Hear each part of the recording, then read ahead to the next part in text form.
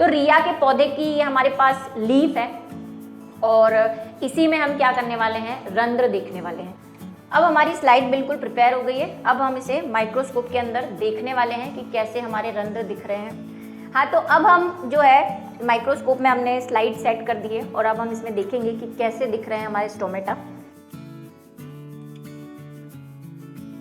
Hello बच्चों, मैं प्रिया राठौर स्वागत करती हूँ आपका आज के हमारी क्लास में। और आपको पता ही है कि हम क्लास 9th का जो ऊतक चैप्टर है यानी टिश्यू चैप्टर है वो पढ़ रहे हैं। आज हम पढ़ने वाले हैं उसका L5 यानी कि लेक्चर नंबर 5। और आज हम करने वाले हैं एक मस्त प्रैक्टिकल यानी कि स्टोमेटा वाला प्रैक्टिकल, देखेंगे उसे। तो जैसा कि आपको पता है क्या पढ़ना है हमें इस चैप्टर में, ये 4 टॉपिक है, अपने आप में बहुत ही इम्पॉर्टेंट है क्योंकि आगे जब आप 11th में पढ़ेंगे, देखिए क्लासेस जो होती हैं वो 9th जो है वो 11th से कनेक्टेड रहती है। तो जो 9th के बच्चे हैं अगर उनका 9th क्लियर है तो उनका 11th आधा क्लियर हो जाता है। और अगर जिनका 11th क्लियर नहीं है तो उन्हें 9th की क्लासेस देखने की ज़रूरत है क्योंकि वो आपस में कनेक्ट, इसी का डिटेल आपको 11th में पढ़ना होता है और 10th 12th से कनेक्ट रहती है। तो अगर आप पढ़ रहे हैं तो आप ये सोचिए कि आप अपनी 11th अगर बायो लेना चाह रहे हैं तो थोड़ी थोड़ी वहाँ पे भी आपकी क्या होती जा रही है, क्लियरिफिकेशन होती जा रही है, यानी आप क्या होते जा रहे हैं, क्लियर होते जा रहे हैं, उसके लिए भी। तो आज हम करने वाले एक्टिविटी जो आपकी एक एनसीईआरटी बुक में दे रखी है, क्रियाकलाप 6.3, और उसी से रिलेटेड कुछ तथ्यों को भी आज हम देखेंगे, फैक्ट्स को देखेंगे। यहाँ पे हमें बोला है कि रियो की ताज़ा तोड़ी हुई पत्ती लीजिए। अब ये ताज़ा का क्या मतलब है, देखो पत्ती अगर आपने पहले से तोड़ के रखी हुई है इन द सेंस कि 2-4 घंटे पुरानी है तो उसमें हम जो चीज देखने वाले हैं आज वो नहीं देख पाएंगे, ठीक है। इसीलिए पत्ती को बोलते हैं वो मुरझा भी जाएगी, उसकी सेल्स भी मुरझा जाएगी, फिर आपको अच्छे से नहीं दिखेगा। तो हमें क्या करना है, इसे दबाकर इस तरह तोड़िए कि पत्ती का छिलका अलग निकल जाए। मतलब आप क्या कर सकते हैं, उसको फाड़ सकते हैं, अभी प्रैक्टिकल देखेंगे पता चल जाएगा। इस छिलके को अलग करके जल से भरी हुई पेट्री डिश में रखना है। ये भी इसीलिए जरूरी है ताकि हमारी जो पत्ती है वो सूख ना जाए, है ना, उसकी सेल्स डेड ना हो जाए। इसमें कुछ बूंदे सेफ्रिनिन की डालिए। देखो ये सेफ्रिनिन क्या है, सेफ्रिनिन जो है एक अभिरंजक है। क्या है, अभिरंजक, जिसको हम क्या बोलते हैं, स्टेनर बोलते हैं। क्या काम आता है, आप फोटो खींचते हैं, ठीक है। अगर आपने मेरे पुराने प्रैक्टिकल देखे हैं 11th और 12th वाले तो आपको पता होगा, हम फोटो खींचते हैं तो फोटो में आजकल फिल्टर आता है या नहीं कि फोटो अच्छी खींची जाए, है ना। हम काले हैं तो गोरे दिख जाए, है ना, गोरे हैं तो काले तो नहीं दिखना चाहते और गोरे दिख जाए। मेकअप वेकअप थोड़ा सा, अच्छा आजकल तो मेकअप वाले भी आते हैं, आप फोटो कैसा भी खींचो आप पे मेकअप लग जाएगा। तो इन प्लांट को ये टेक्निक बहुत पुराने से पता है। जब हम माइक्रोस्कोप में कोई चीज देखते हैं तो हमें वो ब्लैक एंड व्हाइट सी नजर आती है, जैसे पुराने जमाने में ब्लैक एंड व्हाइट फिल्में आती थी ना वैसी। तो वो ज्यादा अच्छी लगती है या कलरफुल ज्यादा अच्छी लगती है, तो आप बोलेंगे नहीं कलरफुल अच्छी लगती है। तो हम क्या करते हैं, कोशिकाएं हमें अच्छे से दिखे, जो चीज हम देखना चाहते हैं वो हमें अच्छे से दिखे और अलग अलग कलर में बाउंड्रीज वगैरह दिखे, अच्छा सा इफेक्ट आए, उसके लिए हम क्या करते हैं, सेल्स को हमेशा अभिरंजित करते हैं, यानी कि सेफ्रेनिन। पादप कोशिका को हमेशा, यानी प्लांट सेल को हमेशा कौन सा स्टेनर यूज किया जाता है, सेफ्रेनिन यूज किया जाता है। जबकि अगर हम एनिमल सेल देखना चाहते हैं, अगर आपने चिक सेल वाला मेरा प्रैक्टिकल देखा है तो आपको पता है कि अगर हम एनिमल सेल लेना चाहते हैं या देखना चाहते हैं तो हम मिथाइलिन ब्लू का यूज करते हैं।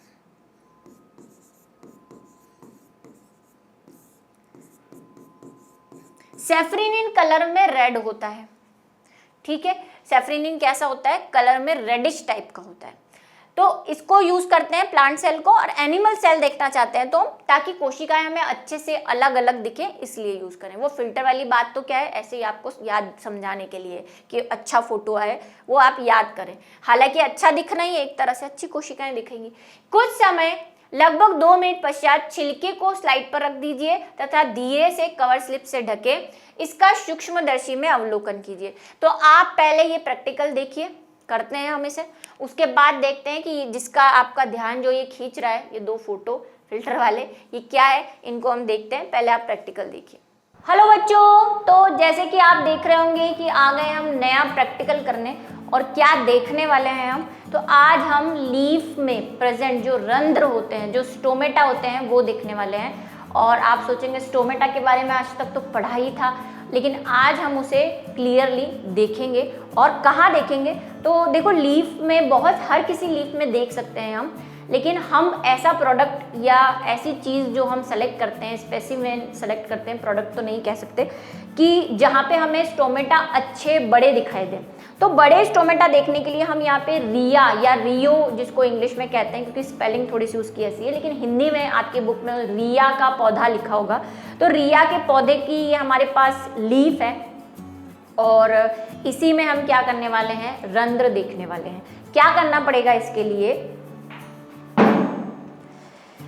इसके लिए हमें कुछ नहीं चाहिए, क्योंकि आप जानते हैं ये एक प्लांट है और प्लांट सेल है, तो इसे फिल्टर करना पड़ेगा। जैसे कैमरे से हम सेल्फियाँ फिल्टर करते हैं, वैसे इसको अभिरंजित यानी स्टेन करना पड़ेगा इसे। तो क्या करना है, हमारे पास वही एक वॉच ग्लास है, पुराना सामान, और हमारे पास है सेफ्रेनिन, क्योंकि पादप कोशिका यानी प्लांट कोशिका, प्लांट सेल को स्टेन करने के लिए हम जनरली सेफ्रेनिन का यूज़ करते हैं।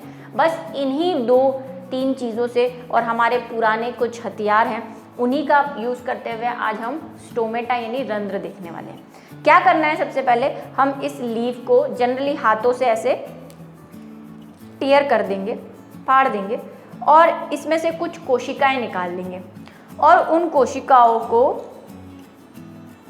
पानी में डालना है। तो सबसे पहले हम कोशिकाएं निकाल देते हैं हमारे फोर्सेप्स से। ये हमारे पास फोर्सेप है, इसमें से हम कुछ, वही जैसे हमने प्याज की झिल्लियाँ निकाली थी, वैसे लंबी लंबी कोशिकाएं निकाल लेते हैं। ऐसे स्क्रैच करके आप इजीली, आपको दिख रही होगी इसमें, जैसे प्याज की दिखने लग जाती है। तो हम ये कोशिकाएं यहाँ से निकाल कर पतली पतली झिल्लियाँ पानी में डाल देते हैं, ताकि हमें इसे स्टेन कर सकें। अब ये हमारी झिल्ली निकल चुकी है। क्यों ऊपर वाली झिल्ली ली, क्योंकि पत्ती की सतह पर ही क्या प्रेजेंट होते हैं, रंध्र या स्टोमेटा प्रेजेंट होते हैं। तो हमने इसका ऊपर का जो झिल्ली थी, जिसको हम जनरली एपिडर्मिस कहते हैं या अधिश्चर्म कहते हैं, वो हमने निकाल ली और यहाँ पर रख दी। अब हम इसे स्टेन करेंगे, और स्टेन करने के लिए हमें चाहिए एक वॉच ग्लास। इस वॉच ग्लास में हम कुछ बूंदे जो हैं वो सेफ्रेनिन की डालेंगे, बिल्कुल 1 और 2 ड्रॉप, 1 ड्रॉप से भी काम हो जाएगा, क्योंकि इस पत्ती का कलर ऑलरेडी डार्क है। इसमें थोड़ा सा पानी मिला देंगे,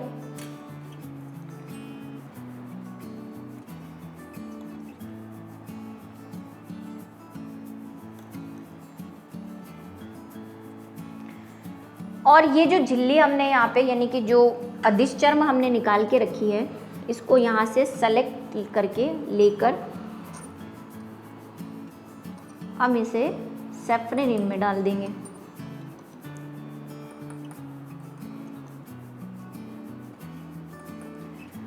पाँच मिनट इंतज़ार करेंगे, 2-3 मिनट भी कर सकते हैं, 5 मिनट तो फिर भी ज़्यादा हो गया। 2 मिनट तक हम इंतज़ार करेंगे कि हमारी जो पत्ती है वो सेफ्रेनिन को अच्छे से अपने अंदर ले ले, यानी कि उस पर फिल्टर लग जाए, स्टेन लग जाए, और फिर हम उसे माइक्रोस्कोप में अच्छी तरह देख सकें।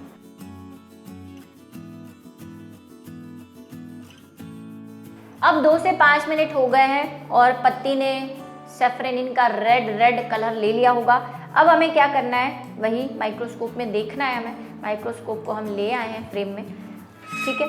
तो क्या करना है, एक साफ सी स्लाइड लेनी है, बिल्कुल प्लेन, ठीक है। उस पर हम क्या करेंगे, ग्लिसरीन की 2 या 3 बूंदे डालेंगे,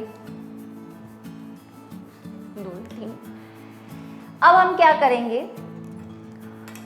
अब हम ग्लिसरीन की 1 ड्रॉप हमारी स्लाइड पर डालेंगे,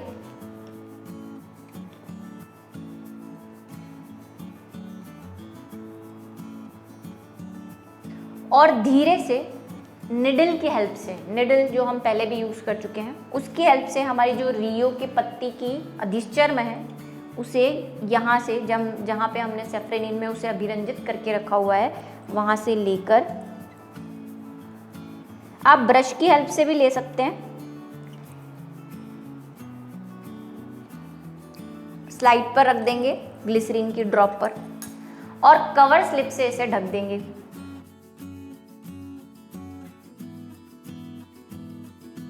कवर स्लिप का मैंने आपको बताया, जब भी कवर स्लिप को पकड़ें हमेशा इस तरह पकड़ें, ऐसे ना पकड़े दबाकर, हमेशा ऊपर से पकड़ें ताकि उस पर आपके फिंगरप्रिंट नहीं आए, नहीं तो माइक्रोस्कोप में रंध्रों की जगह फिंगरप्रिंट दिखेंगे। और निडल की हेल्प से अच्छे से, आपको पहले भी बताया है जैसे, इसको इस तरह से प्लेस कर देंगे। अब हमारी स्लाइड बिल्कुल प्रिपेयर हो गई है। अब हम इसे माइक्रोस्कोप के अंदर देखने वाले हैं कि कैसे हमारे रंध्र दिख रहे हैं। हाँ, तो अब हम जो है माइक्रोस्कोप में हमने स्लाइड सेट कर दी है और अब हम इसमें देखेंगे कि कैसे दिख रहे हैं हमारे स्टोमेटा। काफ़ी स्टोमेटा है इसमें, और आपको जब स्लाइड का मैं आपको पिक्चर दिखाऊंगी तो आपको लगेगा कि बहुत बड़े बड़े स्टोमेटा प्रेजेंट होते हैं। इसीलिए हम रिया की पत्ती को यूज़ करते हैं ताकि हमें स्टोमेटा की साइज़ जो है वो अच्छे से बड़ी दिखे। तो देखा आपने कि कैसे दिखते हैं स्टोमेटा। स्टोमेटा की स्ट्रक्चर हम क्लास में थोड़ा डिटेल में पढ़ेंगे, क्योंकि माइक्रोस्कोप के अंदर आपको समझाना थोड़ा कठिन है, लेकिन जब हम इसे डिटेल में पढ़ेंगे तो आपको एक एक संरचना समझ में आ जाएगी कि क्या क्या चीज़ें होती है। आज आपने रंध्रों को देख लिया, अगली क्लास में या अगले प्रैक्टिकल में फिर कुछ और देखेंगे। तब तक के लिए इंतज़ार कीजिए हमारे अगले प्रैक्टिकल वीडियो का। तो देखा आपने प्रैक्टिकल, कैसा लगा आपको प्रैक्टिकल? जिस रंध्र के बारे में, यानी जिस स्टोमेटा के बारे में आप सुनते आ रहे हैं 6 क्लास से, एनसीईआरटी में तो 6 क्लास से रंध्र स्टोमेटा की नाम या जिक्र होने लगता है, वो कैसा दिखता है? वो कुछ ऐसा दिखता है। तो अगर आपने स्लाइड में देखा हो, यानी कि माइक्रोस्कोप में जब हमने देखा, अब आपके मन में एक क्वेश्चन आ रहा है जो मेरे मन में भी आया था, लेकिन वो मुझे पता है उसका आंसर, कि मैंने बोला कि सेफ्रेनिन तो रेड होता है, तो ये पत्ती ब्लू क्यों दिख रही है? क्योंकि ट्राइडस कैंशिया, यानी कि जो रिया की पत्ती अगर आपने प्रैक्टिकल में देखी हो तो वो एक तरफ से ग्रीन होती है और दूसरी तरफ से पर्पल, डार्क पर्पल कलर की होती है। आपने आसपास आपने देखी भी होगी रिया की पत्ती, जिसका साइंटिफिक नेम ट्राइडस कैंशिया है। तो वो उस पर्पल कलर की वजह से ये रेड कलर जो है वो छुप गया है, और हमें माइक्रोस्कोप में कहीं कहीं आपको दिख रहा होगा रेड रेड, क्योंकि हमने स्टेन तो किया ही है इसे सेफ्रेनिन से, लेकिन वो पर्पल कलर ज्यादा उभर कर आ रहा है क्योंकि पत्ती की स्किन ही पर्पल थी। ठीक है, त्वचा पर्पल थी। तो अब आप यहाँ पे देखिए तो आपको यहाँ पे बहुत सारी कोशिकाएं दिख रही होगी, लेकिन इन कोशिकाओं में आपको ये जो दिख रहे हैं गोले, ऐसे कुछ,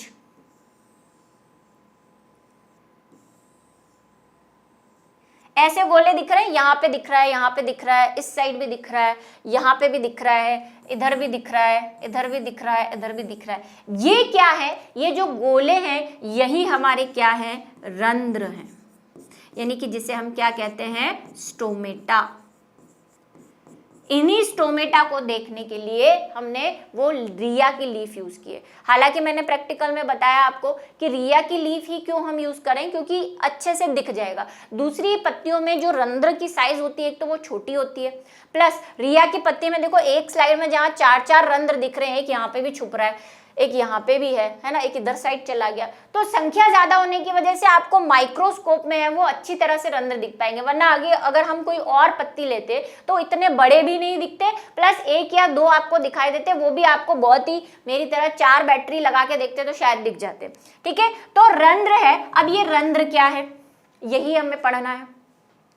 तो रंध्र क्या है? पर थोड़ा सा आपने लोअर क्लासेस में पढ़ा हुआ है कि रंध्र जो है पत्तियों की ऊपरी और निचली दोनों सतह पर पाए जाते हैं। रंध्रों से पादप क्या करते हैं? गैसियस एक्सचेंज करते हैं, मतलब श्वसन की क्रिया करते हैं, जिसमें वो ऑक्सीजन को तो क्या करते हैं? छोड़ते हैं, और कार्बन डाइऑक्साइड को लेते हैं ताकि वो प्रकाश संश्लेषण कर सके और अपना खाना बना सके। ये वाली चीज आप लोअर क्लासेस में पढ़कर आए हुए हैं। लेकिन इन रंध्र की शक्लें कैसी हैं वो आज आपने देखी। ये भी सुना है आपने, हम बचपन से सुनते आ रहे हैं, जब आप छोटे होंगे तो आपने सुना होगा कि पेड़ के नीचे रात को नहीं सोना चाहिए, क्योंकि पेड़ जो है वो रात को हमारी तरह ऑक्सीजन लेता है और कार्बन डाइऑक्साइड छोड़ता है, तो हमारी मौत हो सकती है। सुना है आपने, मैंने भी सुना है, लेकिन वो उतना भी क्लियर सच नहीं है। लेता है लेकिन पूरी तरह से ऑक्सीजन लेता है और कार्बन डाइऑक्साइड छोड़ता है, ये सच नहीं है। देखो, दिन में जो पौधे होते हैं, एक आपकी भ्रांति आज दूर कर देते हैं, सच है वो नहीं सोना चाहिए, लेकिन क्यों नहीं सोना चाहिए ये आधा सच है। देखो, जो पौधे होते हैं वो दिन में क्या करते हैं, प्रकाश संश्लेषण करते हैं। प्रकाश संश्लेषण करते हैं तो वो क्या करते हैं, कार्बन डाइऑक्साइड लेते हैं और ऑक्सीजन को छोड़ देते हैं जो उनके अंदर बन रही होती है। लेकिन रात में क्योंकि सनलाइट नहीं होती, प्रकाश ही नहीं होता, तो प्रकाश संश्लेषण कहाँ से होगा। तो प्रकाश संश्लेषण नहीं होता तो उनको कार्बन डाइऑक्साइड की कोई जरूरत ही नहीं होती, क्योंकि खाना ही नहीं बनाना होता। खाना नहीं बनाना होता तो वो उस टाइम कार्बन डाइऑक्साइड कम लेते हैं, लेते तो हैं लेकिन कम लेते हैं, जबकि उनके अंदर ऑक्सीजन तो बन ही रही है, क्योंकि सुबह जो खाना बनाया था वो अभी तक अंदर बॉडी के अंदर तो चल ही रहा है उसका प्रोसेस। तो ऑक्सीजन जो है वो क्या होती है, बनती रहती है। तो वो क्या करते हैं, कार्बन डाइऑक्साइड की मात्रा कम लेते हैं। मतलब सुबह भी वो श्वसन करते हैं, रात को भी वो श्वसन करते हैं, लेकिन कार्बन डाइऑक्साइड की क्वांटिटी सुबह के कंपैरिजन में वो रात को कम ले पाते हैं। तो अगर आप सो जाएंगे तो आप भी कार्बन डाइऑक्साइड सिक्रीट कर रहे हैं, वो ले नहीं रहे या कम ले रहे हैं, तो फिर आपको क्या हो सकती है, घुटन हो सकती है। ये इसका साइंटिफिक रीजन है। ऐसा नहीं कि बिल्कुल ही कार्बन डाइऑक्साइड नहीं लेते, ऑक्सीजन लेने लग जाते हैं। क्वांटिटी उसकी क्या हो जाती है, कम या ज्यादा हो जाती है दिन और रात के कंपैरिजन में। ये अभी भी आपको पूरा डिटेल में नहीं समझाया मैंने, क्योंकि आप उस लेवल पे नहीं हो अभी, समझाएंगे जब 11th 12th में पढ़ोगे आप कभी। चलिए तो रंध्र को देख लेते हैं। ये रंध्र हमने देखे। अब ये एनसीईआरटी का डायग्राम देख लेते हैं, हालांकि आपकी बुक में ये डायग्राम नहीं है, तो पहले मैं आपको समझाऊंगी फिर इस डायग्राम पे चलेंगे हम। तो रंध्र क्या होते हैं, रंध्र में 2 कोशिकाएं होती है, जैसे कि आपको यहाँ पे भी दिख रही है और हमारी स्लाइड में भी दिखी थी। ये कोशिकाएं जो होती है वो सेम के बीज के आकार की होती है। यहाँ पे आपको दिख रही होगी येलो वाली। इन कोशिकाओं को हम बोलते हैं द्वार कोशिकाएं। सबको ये डायग्राम बनाना है। द्वार कोशिकाएं या गार्ड सेल्स बोलते हैं। इनके आसपास भी कुछ कोशिकाएं जो कि आपको यहां पे भी दिख रही होंगी।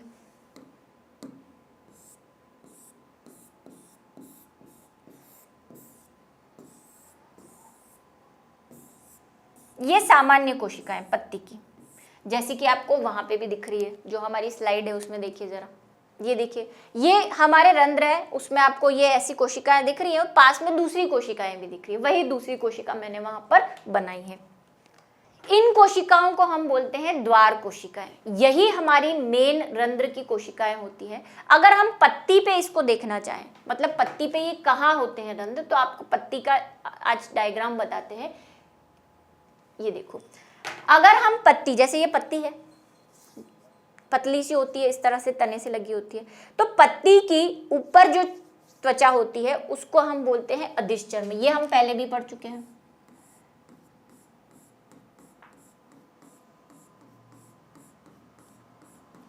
ये क्या होती है, अधिश्चर्म या अधिचर्म,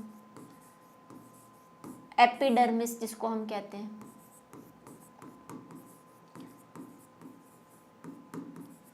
अगर हम पत्तियों की बात करें तो पत्तियों में हमने एक खम्भ उत्तक कोशिकाएं भी पढ़ी थी, जो हमने कहा था द्विबीजपत्री में पाई जाती है ना। द्विबीजपत्री में ज्यादा पाई जाती है, एक बीजपत्री में नहीं होती। तो मान लो ये वो लंबी लंबी कोशिकाएं हैं। इन कोशिकाओं में ही क्या रहता है, हरित लवक रहता है। सारी कोशिकाओं में रहता है लेकिन इनमें ज्यादा रहता है।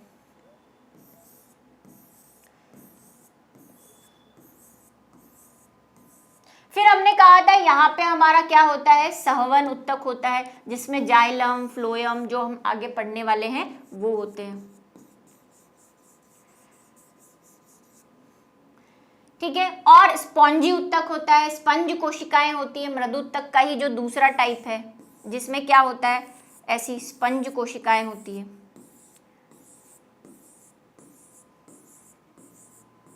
ये वाला हम पहले पूरा डिस्कस हो चुके हैं। अब ऊपर की तरह नीचे भी एक क्या होती है, त्वचा, पत्ती की निचली सतह, ये वाली। देखो ये मैं जो ऐसी बना रही हूँ ना, डोल जैसी, ये ऐसी ही बनानी है आपको। ये ऐसी ही होती है, डोलकाकार कोशिकाएं होती है। ये ऐसी लंबी होती है और ये ऐसी गोल होती है। ये हो गया हमारा खम्भ उत्तक।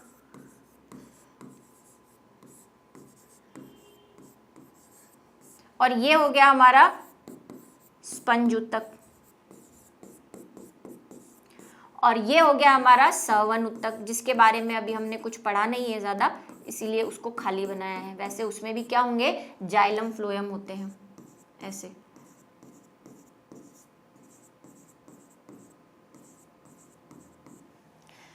ठीक है, अब पत्ती की दोनों सतह पे डिपेंड करता है कि पत्ती कैसी। कुछ पत्तियों में ऊपरी और निचली दोनों सतह पर रंध्र होते हैं। कुछ पत्तियों में, जैसे जल की जो जलीय पादप होते हैं, जो एक्वेटिक प्लांट होते हैं, जो जल में रहते हैं, उनमें ऊपर वाली सतह पर रंध्र होते हैं, नीचे वाली सतह पर रंध्र नहीं होते पत्ती की। ऐसे ही जो द्विबीजपत्री है उसमें दोनों साइड होते हैं, किसी में ऊपर वाली पे ज्यादा होते हैं, नीचे वाली में कम होते हैं, ऐसे भी होते हैं। तो डिपेंड करता है पत्ती किस टाइप की है। तो पत्ती की ऊपरी और निचली दोनों सतह पर हम बना रहे हैं। ट्राइडेस्केंशिया जो हमने रिया देखी उसके हमने ऊपरी सतह पे देखा। ठीक है, तो ऊपरी और जो सतह है अधिश्चर्म, उसमें बीच बीच में, जैसे ये वाली कोशिका मैं गायब कर देती हूँ और इधर ये वाली गायब कर देती हूँ, बीच बीच में क्या होती है, कुछ कोशिकाएं विशेष आकार की होकर क्या बनाती है, रंध्र का निर्माण। ये देखिए, ये हमने जैसे दिखाया ऐसे सतह पे, लेकिन आपको दिखाने के लिए कि डायग्राम में कैसे दिखाएंगे, मैं ऐसे दिखाऊंगी तो दिखेगा नहीं ना, इसलिए ऐसा शेप बनाया है। और यहाँ पे भी एक बना देते हैं। क्या काम आते हैं रंध्र, वही द्वार कोशिकाएं और उसके आसपास वाली जो है वो सहायक कोशिकाएं रहेंगी। ठीक है, द्वार कोशिकाएं और सहायक, इस तरह से रंध्र उपस्थित होते हैं, यानी कि यही क्या है, हमारे रंध्र हैं, स्टोमेटा है। क्या काम आते हैं, एक तो प्रकाश संश्लेषण करने के लिए, श्वसन करने के लिए, वाष्पोत्सर्जन करने के लिए। वाष्पोत्सर्जन पढ़ा है ना आपने,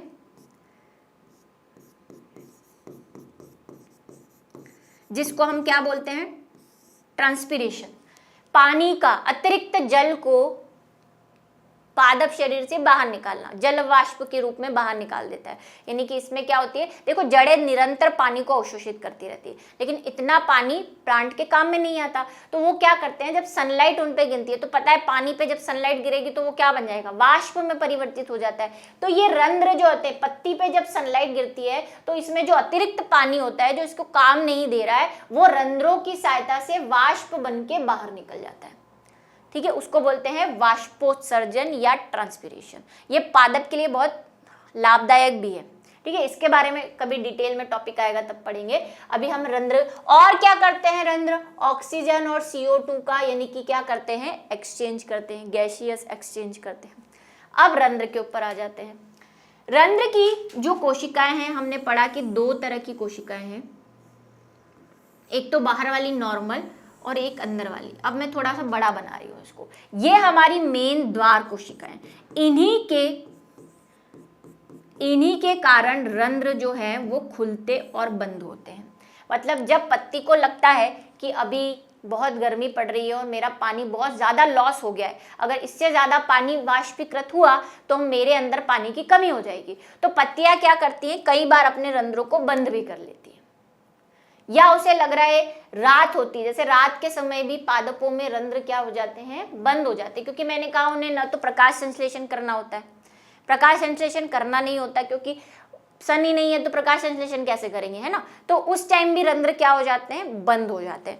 तो रंध्र बंद और खुलते रहते हैं जब प्लांट की, हालांकि जैसे मैंने कहा दिन में मैक्सिमम खुले रहते हैं और रात को बंद होते हैं। इसमें कुछ ऐसे प्लांट भी आपको मिलेंगे जिनमें उल्टा सिस्टम होता है, जैसे डेजर्ट इलाके के जो मरुस्थल के पौधे होते हैं ना, उनमें रंध्र रात को खुलते हैं और दिन में बंद रहते हैं। क्यों, क्योंकि मरुस्थल में वैसे ही पानी कम है। अगर दिन में रंध्र खोल दिया और इतना तेज लाइट आ रही है, डेजर्ट में तो टेम्परेचर कितना होता है 50 डिग्री के आसपास, इतनी तेज प्रकाश आ रहा है तो सारा पानी सोख लेंगे। वैसे ही पानी नहीं है, रेगिस्तान इलाके में पानी नहीं है, उसको जड़ें अवशोषित ही नहीं, बड़ी मुश्किल से पानी मिल रहा है, और उतना पानी भी अगर छोड़ देंगे तो क्या हो जाएगा, उसकी तो मौत हो जाएगी, पानी से मर जाएगा वो। तो वो दिन में बंद रखते हैं और रात में खुले रहते हैं। सारा काम रात को करते हैं जो दिन में करना होता है। सनलाइट को बस लेके रख लेते हैं और रात को अपना खाना बनाते हैं। ये इंटरेस्टिंग फैक्ट था आपके लिए, वही छोटी छोटी मगर मोटी बातों में, कि जो मरुस्थल के पादप होते हैं वो दिन में प्रकाश संश्लेषण नहीं करते। कुछ चीजें जो उन्हें लाइट से चाहिए होती है वो लेके छुपा के रख लेते हैं, रात को रंध्र खोलते हैं, कार्बन डाइऑक्साइड लेते हैं, खाना बनाते हैं, मजे करते हैं। ठीक है, ये आप सब आपको लिखना नहीं है, थोड़ा इंपॉर्टेंट था। वापस आ जाते हैं हम रंध्र की तरफ। तो रंध्र क्या खुलते और बंद होते हैं। अब ये कैसे खुलते और बंद होते हैं, तो इसमें ये जो गार्ड सेल्स आपको दिख रही है ना, इसमें दो तरह की आपको लेयर दिख रही होगी। एक तो ये वाली बाहरी वाली, और एक आपको दिख रही होगी आंतरिक वाली, जिसको अब मैं मोटी बनाने जा रही हूँ। ये जो अंदर वाली जो लेयर होती है ना, ये मोटी होती है बाहर वाली के कंपैरिजन। जब रंध्र के अंदर पानी जाता है, यानी जल जाता है, तो किसी कोशिका के अंदर जल जाएगा तो कोशिका क्या हो जाएगी, फूल जाएगी, जिसको हम बोलते हैं स्फीति, यानी कि टर्जिडिटी, यानी कि फूल जाती है। जब ये रंध्र द्वार कोशिकाएं फूली हुई रहती है तो ये कोशिका की जो मोटी वाली भित्ति है ना, ये ऐसे खुली हुई रहती है, जैसे अभी है, ऐसे बन रहेगी, ऐसे, ठीक है, बोर्ड पे अच्छे से दिखेगा। ये ऐसे ऐसे खुला हुआ छेद रहेगा, इसकी ये कोशिका जो भित्ति है ना, दोनों ये ऐसे रहेंगी जैसे अभी है। तो रंध्र होता है खुला। दूसरी कंडीशन में क्या होगा कि रंध्र जो है, यहाँ पे बना देती हूँ दूसरा वाला, जब कोशिका से जल बाहर निकलने, अभी तो अंदर जा रहा है तो कोशिका फुली हुई है, जब कोशिका से जल बाहर जाएगा,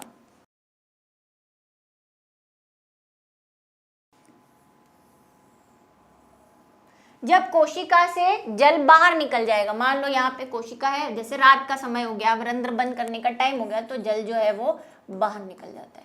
जल बाहर निकल जाएगा तो कोशिका क्या पिचक जाएगी, जैसे ही पिचकेगी तो ये जो हमारा ऐसा छेद था वो ऐसा हो जाएगा, ठीक है। जो ऐसा खुला हुआ छेद था, ऐसा वाला, देखो दिख रहा है आपको कलर में, ब्लैक में अच्छे से दिखेगा, ये ऐसा हो जाएगा।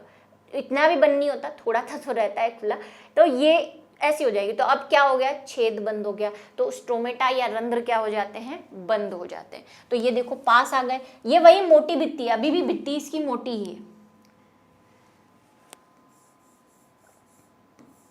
ये होती है रंध्र के खुलने और बंद करने की प्रक्रिया। हालांकि इसमें जल के साथ बहुत सारे आयन और जो कुछ फैक्टर्स हैं वो काम करते हैं, लेकिन वो 9th क्लास के सब, आप सिर्फ जल वाला कॉन्सेप्ट ध्यान रखो कि जल अंदर गया, ये फूला तो रंध्र फुला हुआ रहेगा, यानी खुला हुआ रहेगा। फूला से खुला याद रखो, ठीक है, क्योंकि कई बच्चे कंफ्यूज हो जाते हैं, फूला हुआ रहता है तब खुलता है या सिकुड़ता है तब फूलता है, तो फूला खुला ऐसे याद रखो। और जब कोशिकाएं सिकुड़ जाती हैं, जिसको हम बोलते हैं फ्लैसिड, इंग्लिश में क्या बोलते हैं, फ्लैसिड, यानी जिसको हम बोलते हैं सिकुड़ी हुई कोशिकाएं, तो रंध्र क्या हो जाते हैं, बंद हो जाते हैं, जैसा कि रात के समय होता है। अब ये वाला डायग्राम देख लो, इसको भी बनाना है आपको जो मैंने बनाया है, ठीक है। बंद रंध्र, खुले रंध्र, है ना, ये एक बनाया है, ये एक बनाया है, एक हमने वहां पे भी बनाया है, ये यहाँ पे भी बनाया, हालांकि यहाँ लेबल नहीं किया। अब ये वाला देखो, ये वही गार्ड कोशिकाएं हैं, ठीक है। इनकी भित्ति देखो, अंदर वाली, ये बाहर वाली पतली है, अंदर वाली डबल है, मोटी है, उसमें भी देख लो। तो ये खुला रंध्र है, ए वाला खुला रंध्र है, क्योंकि कोशिकाएं आप देखो येलो वाली फुली हुई सी है, ठीक है, और रंध्र खुला है। और ये सिकुड़ गई है, इसलिए रंध्र क्या हो गया है, बंद हो गया है। साइज में भी आपको फर्क लग रहा होगा। और ये जो है, ये क्या है, हरित लवक, इसे तो आप पहचानते ही हैं भाई, पत्तियों की पूरी त्वचा हरी होती है, तो सब कोशिकाओं में हरित लवक होता है। तो द्वार कोशिकाओं में और आसपास की कोशिकाओं में भी क्या होता है, हरित लवक, माइटोकॉन्ड्रिया, अंतःप्रदेवी जालिका, जो जो नॉर्मल कोशिकाओं में होता है वो सब चीजें होती है। बस इसका शेप जो थोड़ा है वो कैसे हो गया है, सेम के आकार का हो गया है, सेम के बीज के आकार का, किडनी शेप जिसको कहते हैं, वैसा हो गया, ठीक है। तो ये कहानी आपके इस रंध्र के जो एक्टिविटी है उसके साथ दे रखी थी, जो आज हमने खत्म की। आज हमने साधारण उत्तकों यानी कि सिंपल उत्तक जो थे उनको खत्म कर दिया, सिंपल टिश्यू। नेक्स्ट हमारा जो टॉपिक है वो जटिल उत्तक वाला है, और उसको हम नेक्स्ट क्लास में शुरू करेंगे, क्योंकि वहीं से हमारी जटिलताएं शुरू हो जाएंगी जिनको आपको समझना है। तब तक के लिए इंतजार कीजिए हमारे अगले वीडियो लेक्चर का। आई होप आपको आज का प्रैक्टिकल समझ में और पसंद दोनों आया हो।